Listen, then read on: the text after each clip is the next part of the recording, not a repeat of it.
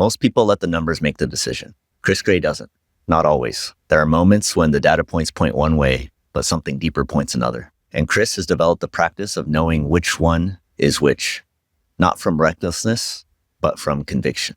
This same practice shows up everywhere in his life, in how he adjusts as a father when presence is harder than productivity, in how he is in his own spiritual path, and where he's going next.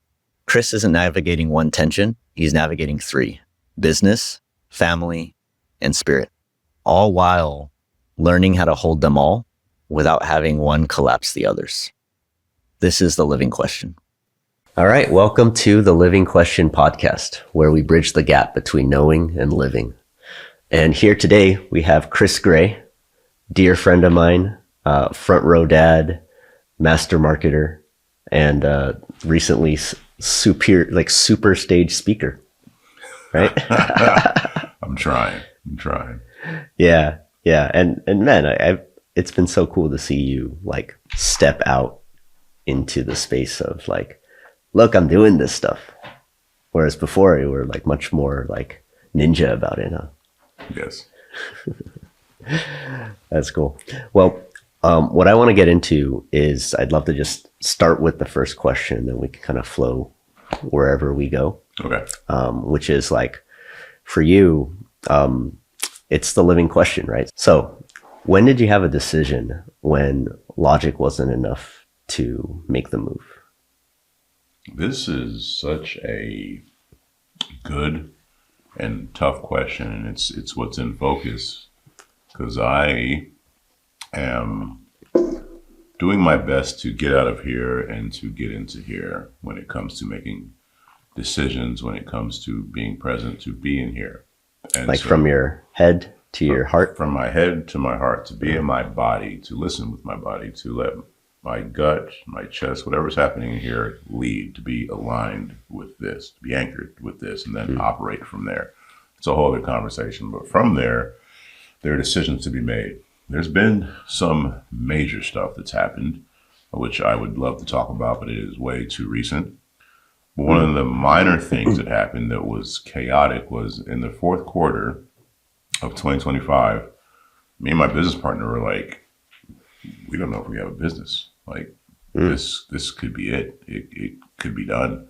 Because we took a couple of blows, and the challenging thing with those blows is these were things that it wasn't like it wasn't because we were performing bad or we did anything wrong. These are things that were completely out of our control that impacted our business.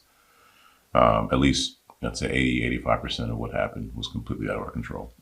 And so to get to your question, we had to let go of some people, but then we also kept people when it didn't make sense from a business perspective to keep them. And a lot of this could be like, hey, well, we just like this person or such and such and so on and so forth. But here's the thing. Me and my business partner follow a set of values. We live a certain way. And with that, like he has his views, I have my views, but we are aligned. And so to get to answering your question, it was like, hey, when it gets to firing such and such, this makes sense from a logical standpoint. When we look at what's happening, what can happen long term, when we look at this person, although it may not make sense to keep them on paper or whatever, in my gut, I think keeping them is the right move. And let's at least give it 30, 60 days to see if we can recover. It's an example of where I had to get out of here and we had to tune in right here and like, in this situation with this person, what feels right? And that formula in the normal world is a process for disaster, especially in business, going off of your feelings. Like this is like a no-no in business. It's something you don't do and something we historically haven't done. So if we take that, first kind of give a little more clarity to that moment for the viewers, right? So what was it like? Okay, revenue's dipping, and like usually that position would be like the first to be cut. Yes, revenue's dipping. We can cut this position. We could automate it. We could do this. May not be as good, but it might be 70% of what was being done. Let's go do that. And then we were like, nah, like this doesn't feel like the right move. And again, you're talking about two dudes who we're not all about feelings, especially in business. Like that's a horrible thing. Like, oh, no, you don't. Yeah, like they tell you, like you never hire based on how much you like somebody, or and you don't, whatever, right? Yeah, and so there's times for that. There's times where it's hard and fast, and you stick to these business rules, and there's times where it's okay. This is a gut call. This is a feeling call. Yeah. But here's the thing, Jason. I felt more confident in that gut feeling and in that gut call because this last 3-4 months are the most aligned I've been with what's happening here. Prior, when I'm out of alignment and I feel something in my gut, I can't trust that because my mind's over here, this thing's over here. I'm not fully in. They're not aligned. But I'm not saying like so far things have worked out. Who knows what happens 3 or 4 months from now? But so far things have worked out. And I think again, it started with me being aligned before I could then make a gut call. I see. Yeah. So it's kind of like your channels are open, and so that you can hear the gut call. Yes. Makes sense.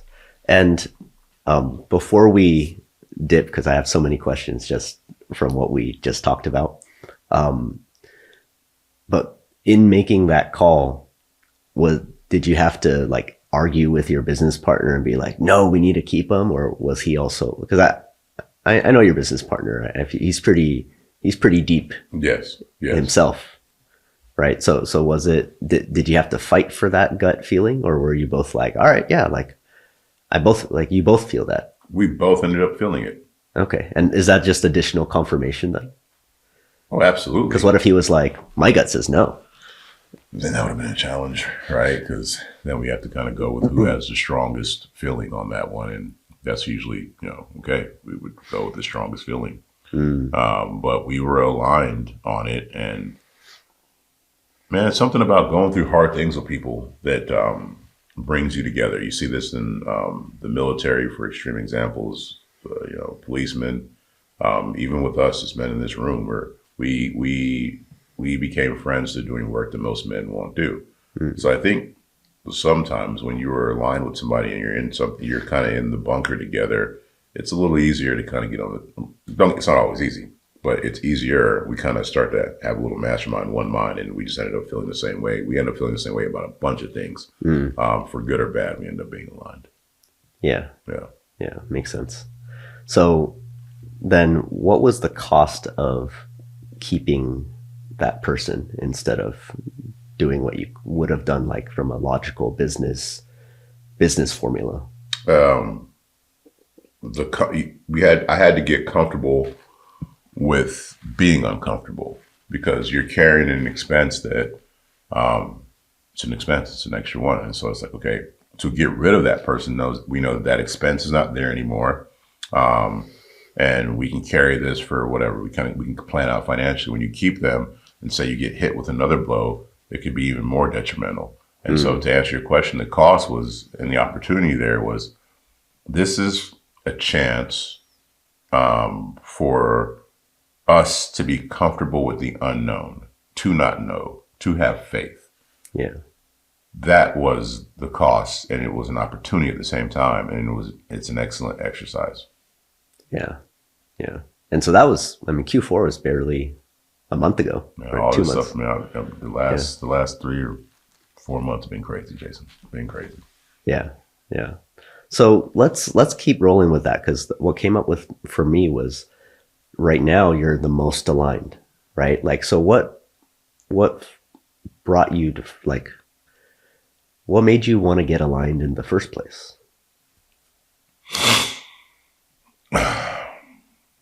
This has been a journey, man. To get here, to this awareness thing, this mindfulness thing, to be in touch with God. This has been a long journey, and what got me here, it became like a need.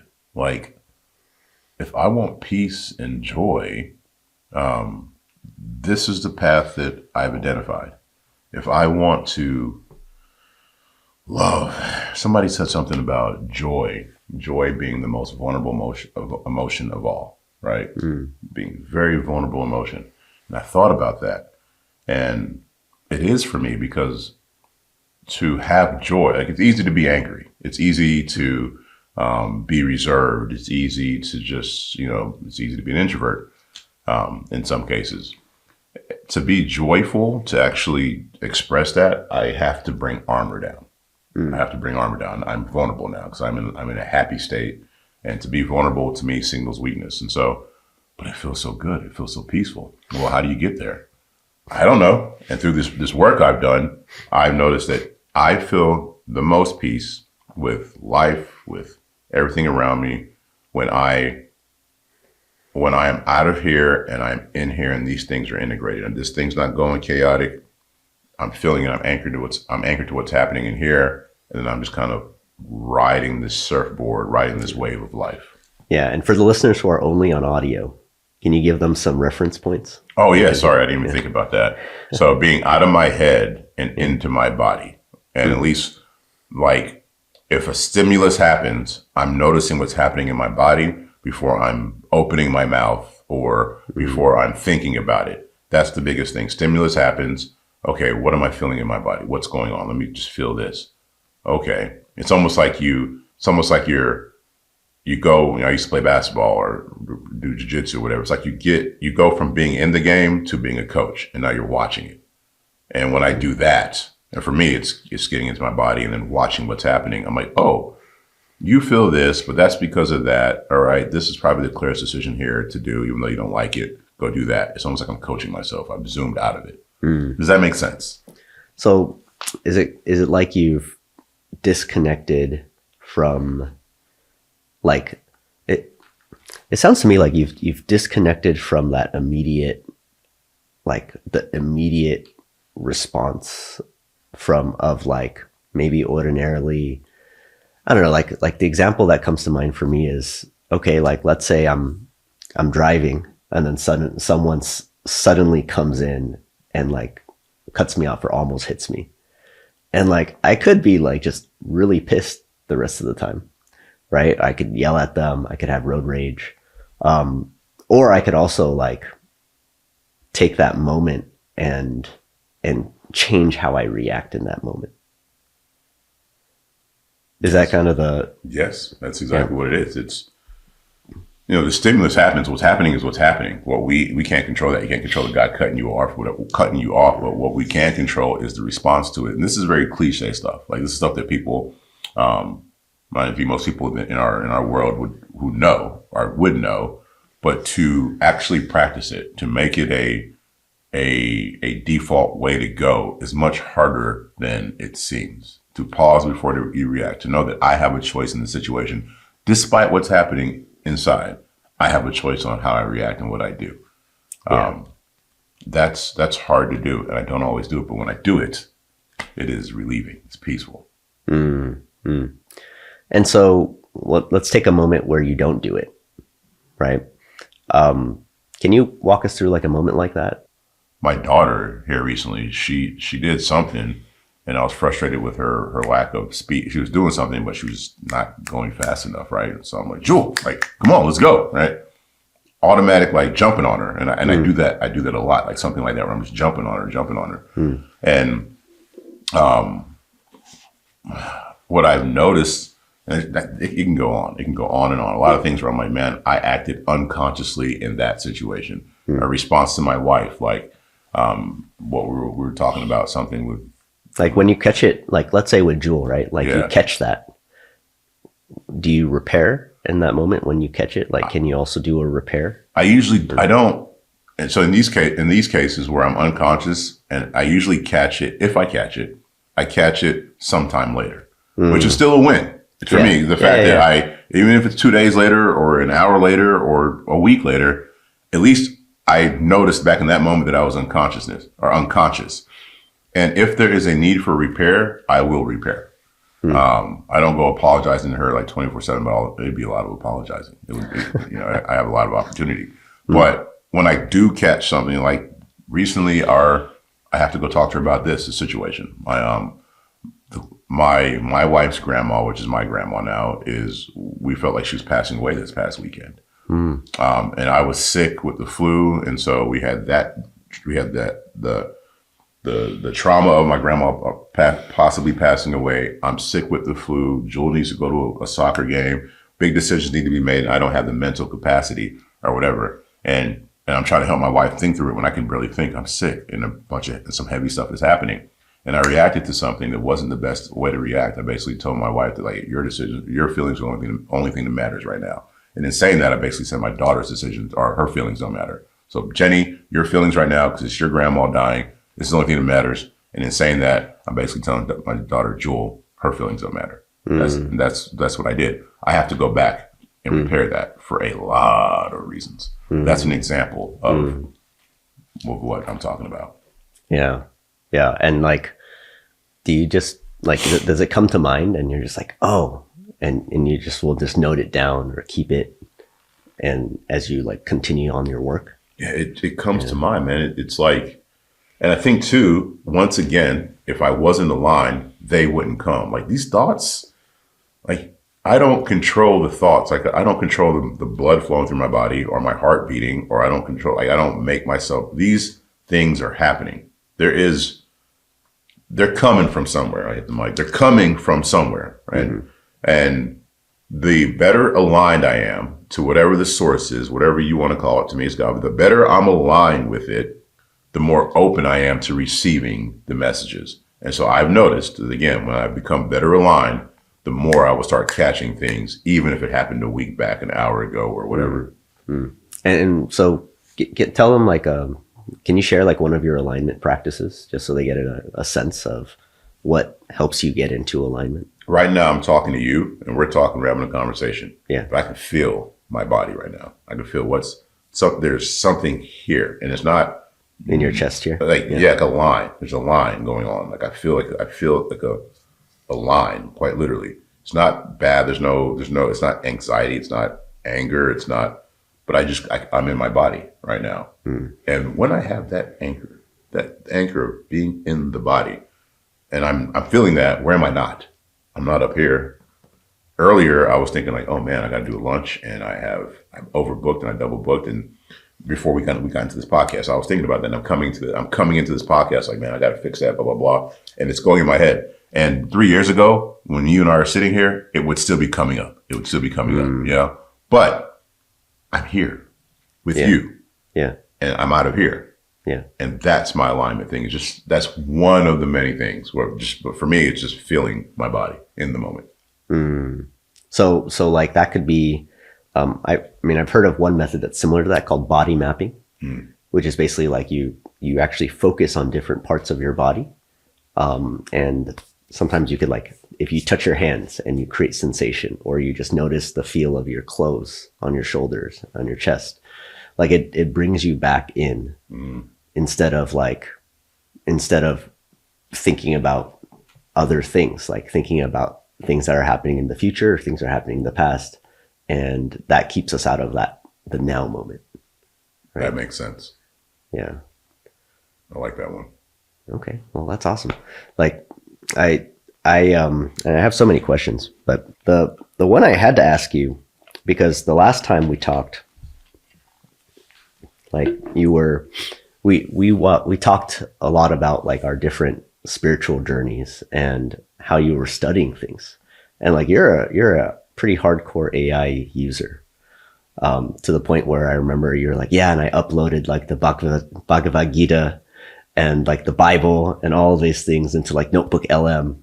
And then I'm like having a conversation with it and kind of going there. So I wonder how like AI has played into your journey of deepening your own spiritual seeking. Oh man, it's a great question. It's a really good question. So what Jason's talking about is I read the Gita. That was my most read book in 2024. And then in 2025, I got back into reading the Bible. What happens is I build these agents, for this one, it's GPT and Claude, but I usually build them in GPT, Claude, and Gemini. But I build these agents, and they are built on certain principles I already have, certain spiritual principles. Some of them, a lot of Eckhart Tolle type stuff going on there or whatever. And Richard Rohr, the way they view the Bible and the stories there align with how I view it. And so I build these agents that kind of have that lens. I will read a chapter on my book in the morning on my little Bible app. I will copy it and I will plug it into that agent and say, this is the chapter I read through the lens of which I view Christianity. Help me break it down. And then I'll just use it. It's almost like a spiritual guide. It'll walk me through some things, some analogies, some allegories, things like that, things that I would have missed in a historical context. But instead of having to go to a church or rely on somebody to help me give me their view of it, I can plug this into multiple agents, see the thread of what these different agents say. Because just because GPT or Claude or Gemini tells me something it doesn't mean I believe it. I like to use all three, see the commonalities, then come to my own conclusion. So in my spiritual journey, so that's just for the religious one. I also built a spiritual guide, as if I was hiring a coach that would help coach me through feelings and processing and awareness and mindfulness. And that thing is amazing. Like, it has been amazing. Like, one of the biggest things I found, what I've learned, Jason, is that I have this need to control, to have a framework, a process. I'm gonna give you a quick story. I know I'm talking a lot, but let me. Yeah. Keep going, man. I read a book called The Surrender Experiment. Great book, right? Great book. Great book. Yeah. Long story short, without going to all the Is details. that Michael Singer? Michael Singer. Yeah. Great book. Yeah. But what I did was I read that book and I'm like, bro, whoa, okay. I took his thing and I made it into a framework. And I was like, hey, I'm going to. You would. Yeah, exactly. I took it and I made it a framework. And I'm like, this is how I'm going to surrender. I got this framework or whatever. Yeah. What the guide eventually helped me discover, I'm not going to go through the entire story, is that, like, me making surrender into a framework was my ego. Like, it's another sneaky way of the ego coming in and trying to control. It's the exact opposite of surrender. To make it a framework is the exact opposite of the whole concept. Surrender is what happens when I stop making frameworks and stop making a practice. And surrender is what happens when there's nothing. Again, the bottom falls out. There's no certainty. It's just, this is what is, and that's that. And I don't need to do anything. And that not having to do anything is scary because I just want to do. Like, how do I do? How do I control? And my spiritual guide and my agent helped me come to this discovery. And so how did that change the way you approach life now? This comes full circle with that decision at the very beginning I had to make, where we kept people that we probably should have gotten rid of. It's like, no, this one feels right, and there's uncertainty there. There's uncertainty there, and I'm comfortable with it. In the same way where to the whole surrender experiment, to remove a framework, to just surrender to something and just to be, and then go from there. There's no framework. There's no certainty. So it's being comfortable with the discomfort of no certainty. Yeah. Because I was reflecting on, like, what is a faith move versus like what is just a good move.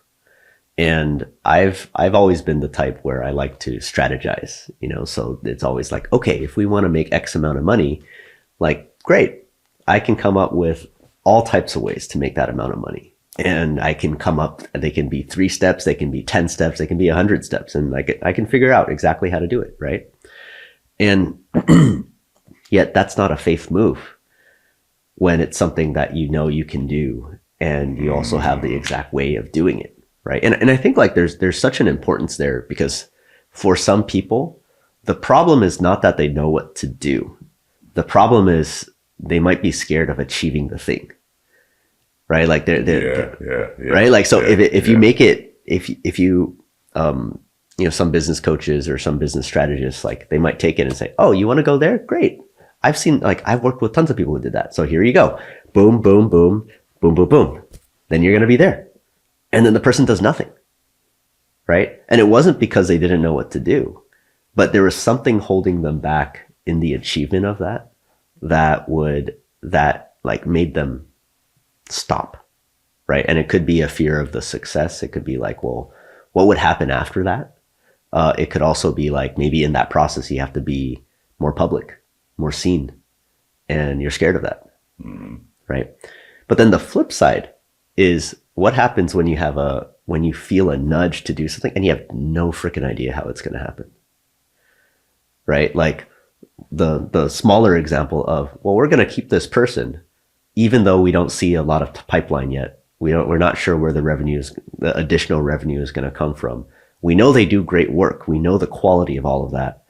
And my gut says to keep them. And yet, like, you know, you're going to do what you're going to do. You're going to go sell, you're going to go speak with prospects. You're going to still fill that pipeline, right? But like when that pipeline is blank though, you're kind of like, okay, like that's how I interpret like the faith move now. Cause instead of like, okay, like let me ask you, would it have been different if you had like maybe 10 prospects to call? Oh, absolutely. Yeah. Right. You're like, and you know your numbers, you know your conversions, and you're like, okay, well, with 10 prospects, like, yeah, we can cover that. Then like the gut doesn't even matter. It's like, well, you're just going to keep them. Because you have more certainty at that point, or at least the illusion of certainty. Yeah. And so what tends to happen I want to double tap that real quick, because what tends to happen after a faith move is that some certainty starts to arrive. Did that happen for you guys when you made that move?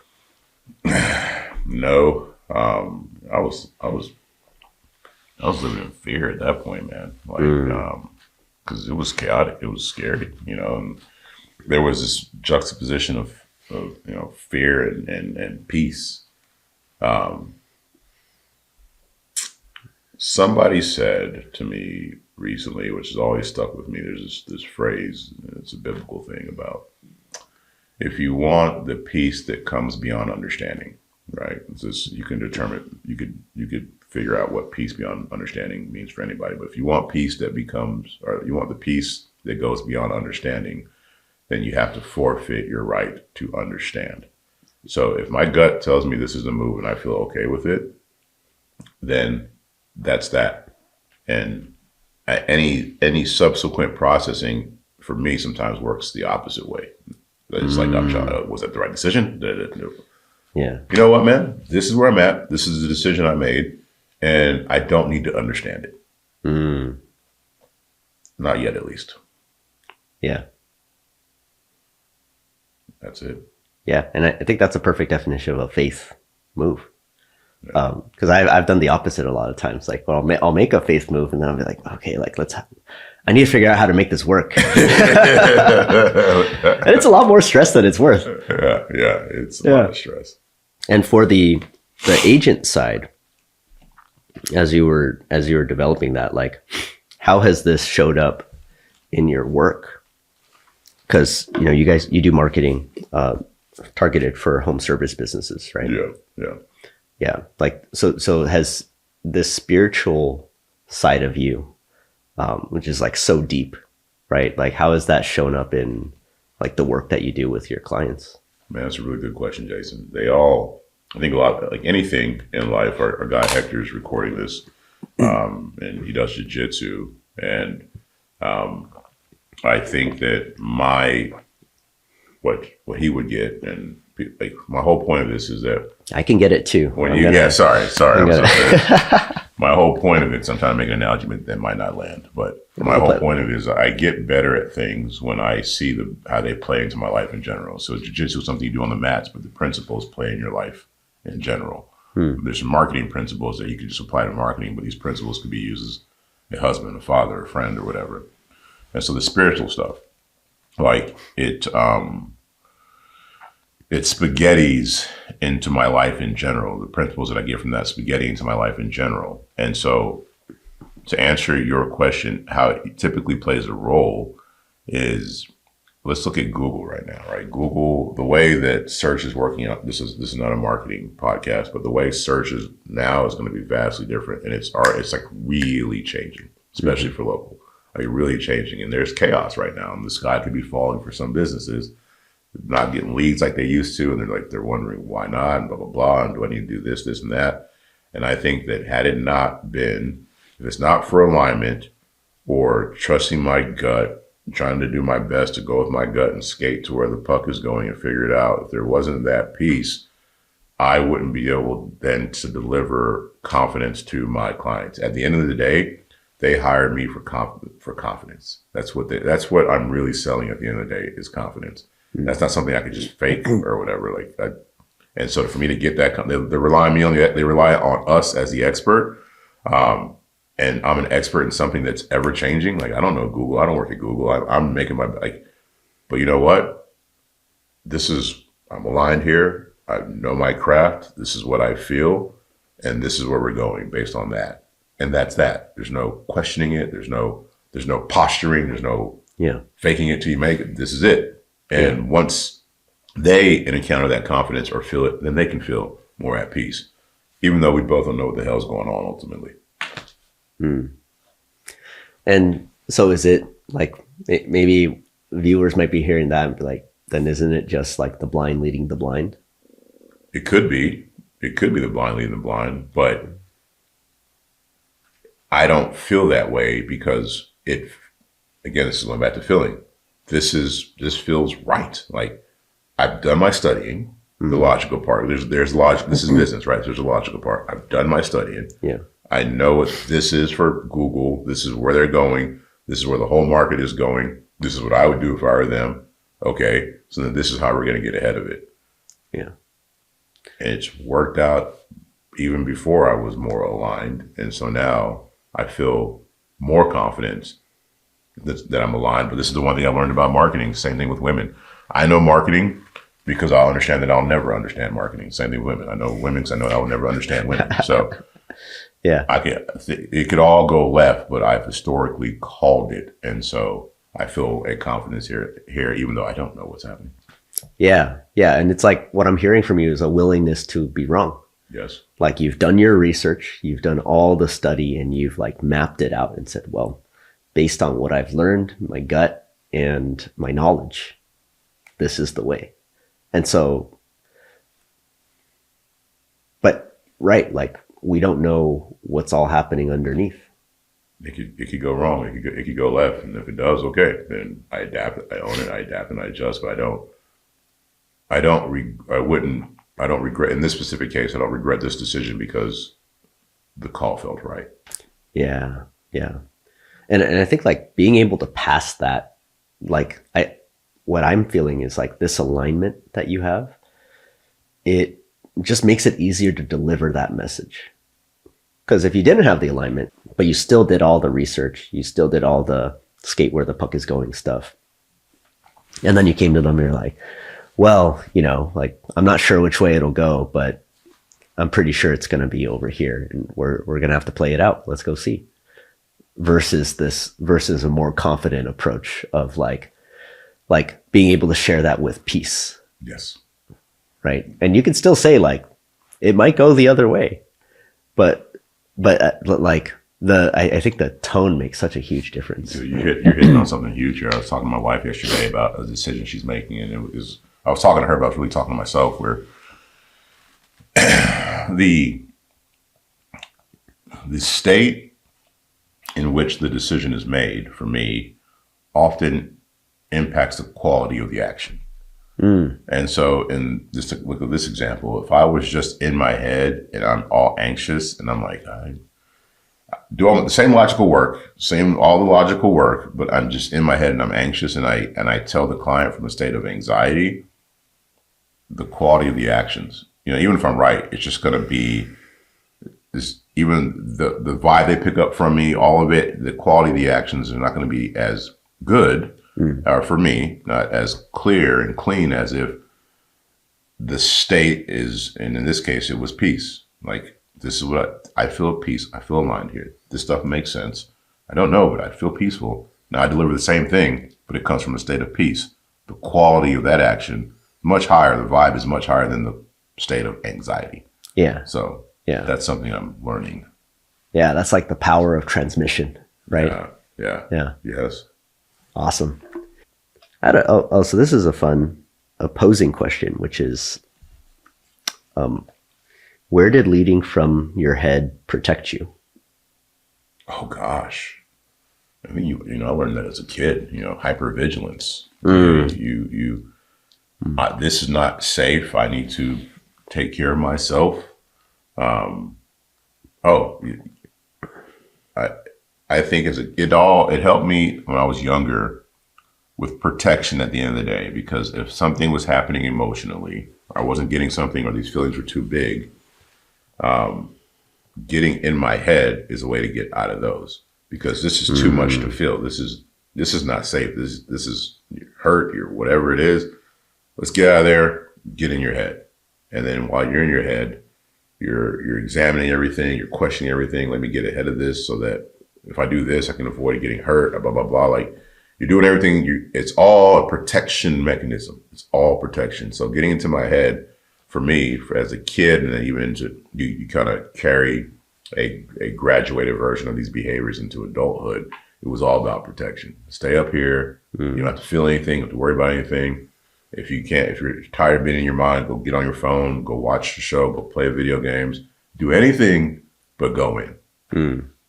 Yeah. And it sounds like a lot of the work is more of like an unraveling of all of that. 1000%. Yeah, because now that we're adults, like there's a lot more that we can handle. Or supposedly. Yeah.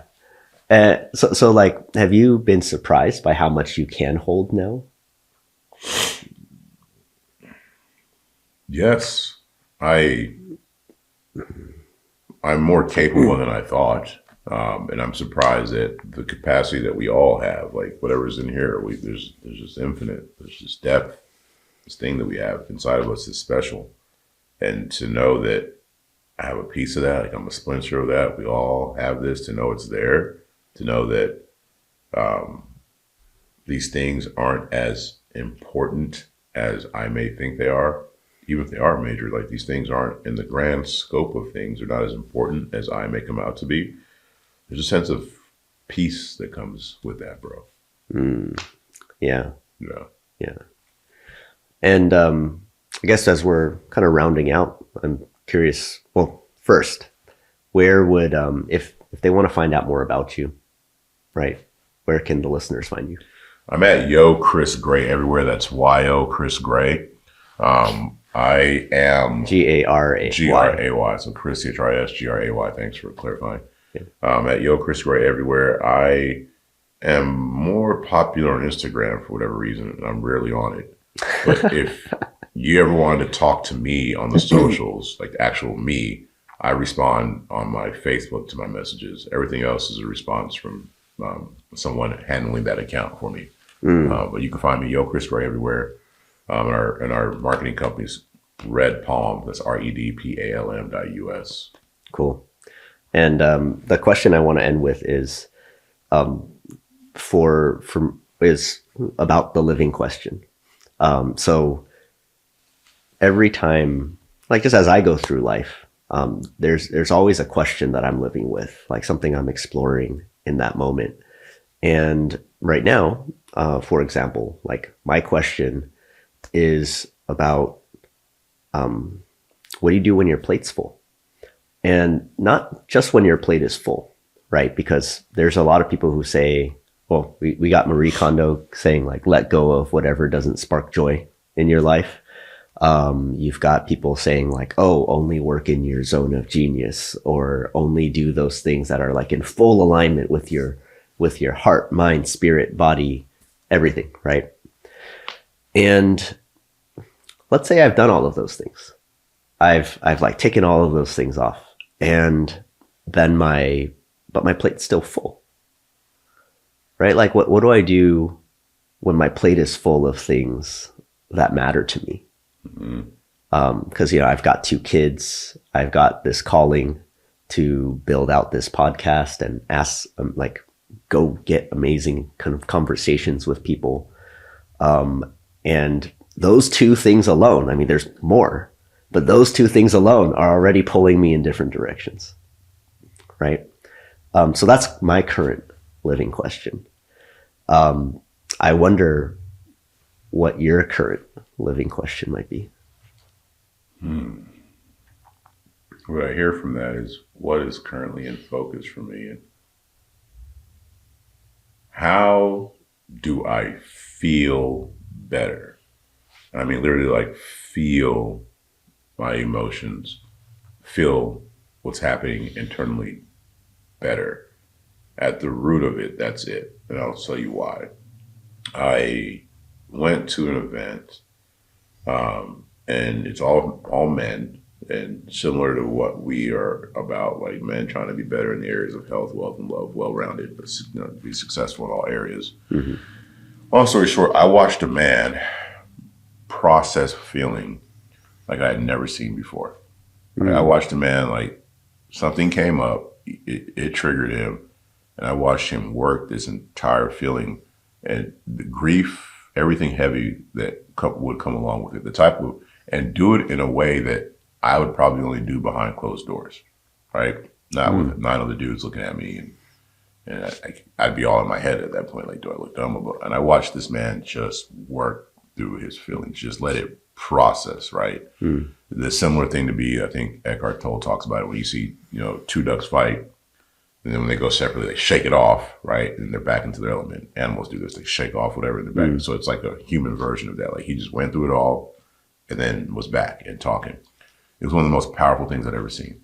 And I'm like, I noticed that was an extreme example, but I am at my best when I am feeling better. And the question becomes, what's in focus for me is then, well, what does feeling my feelings look like? Because a lot of times I equate that with weakness. And that's a whole other conversation. This podcast could keep on going with that. But yeah, that's what's in focus for me right now. That's my living question. All right. Well, Chris, it's been amazing having you on the show, man. Appreciate it, Jay. And we'll definitely have you come back for another one to explore all of those other things. Thanks, man.